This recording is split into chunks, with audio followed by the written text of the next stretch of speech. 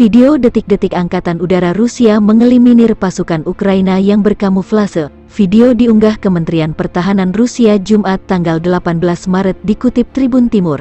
Pertempuran sengit ini terjadi di salah satu lapangan terbang militer Ukraina.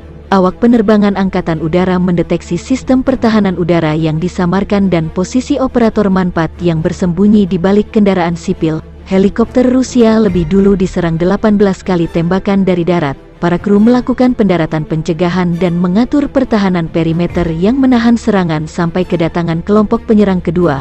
Operasi pendaratan unit pasukan lintas udara telah dilakukan tanpa kehilangan satu personil dan peralatan. Demikian keterangan video Kemenhan Rusia.